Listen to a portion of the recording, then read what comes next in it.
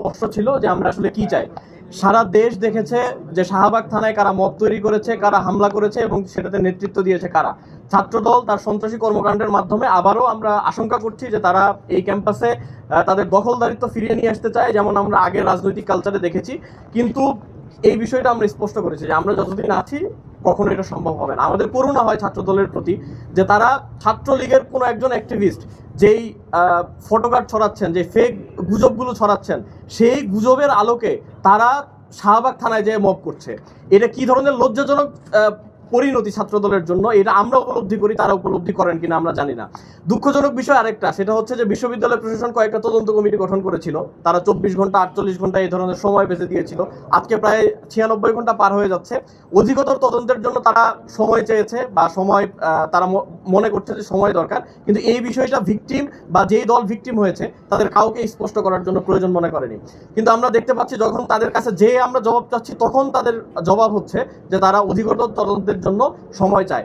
এই বিষয়টা আমরা আগেও দেখেছি যে দীর্ঘসূত্রিতা, যখন কোনো অভিযোগ করা হয় সেই অভিযোগের আলোকে কোনো সিদ্ধান্ত নেওয়া হয় না এবং অপরাধীরা ছাড়া পেয়ে যায়। আমরা এটা নিশ্চিত করবো ইনশাল্লাহ যে পরবর্তী সময়ে আর এই ধরনের কোনো ধরনের ঘটনা ঘটবে না, যদি আমরা এই সময়ে যারা এই হামলার সাথে জড়িত ছিল তাদের বিরুদ্ধে বিশ্ববিদ্যালয় প্রশাসন ব্যবস্থা গ্রহণ করে। এবং আমরা বিশ্ববিদ্যালয় প্রশাসনকে এই ব্যবস্থা গ্রহণ করার ক্ষেত্রে যেই ধরনের তথ্যগুলো লাগে, তারা অধিকতর তদন্তের জন্য আসলে কি খুঁজছেন আমরা জানি না, কারণ আপনারাও আশা করি উপস্থিত ছিলেন শাহবাগ থানায়, আপনারা নিজের চোখে দেখেছেন, আপনাদের মাধ্যমে সারা দেশবাসী দেখেছে।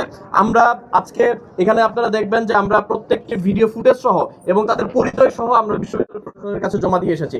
আমরা এখান থেকে বলতে চাই যে যদি এরপরও তাদের অধিকতর তদন্তের প্রয়োজন হয় এবং তাদের আরো সময়ের প্রয়োজন হয়, তাহলে আমাদের ধরে নিতে হবে যে তারা এটার আসলেই তদন্ত চায় না এবং তারা এটার প্রতিকার বা এটার যে বিচার, সেই বিচারের ক্ষেত্রে তারা আসলে তাদের যে উদ্দেশ্য সেই উদ্দেশ্য সৎ নয়। আমরা আশা করব যে বিশ্ববিদ্যালয় প্রশাসন এখানে তার যে সদিচ্ছা সেটার পরিচয় দিবে এবং সেটার মধ্য দিয়ে যারা এই ধরনের ন্যাক্কারজনক ঘটনার সাথে জড়িত ছিল, এই ধরনের হামলার সাথে জড়িত ছিল, তাদের বিচারের আওতায় নিয়ে আসবে। আমরা আশা করছি যে আমরা সেটা বাস্তবায়ন করতে পারবো এবং জাতির দর্পণ হিসেবে আপনারা যারা রয়েছেন, আপনারাও আপনাদের জায়গা থেকে, যেহেতু সাংবাদিক যে ভাইরা রয়েছিলেন তাদের উপর হামলা করা হয়েছে, আমরা আপনাদের কাছেও প্রত্যাশা করব যে আপনারাও এক্ষেত্রে যে ভূমিকা পালন করা দরকার সেই ভূমিকা পালন করবেন।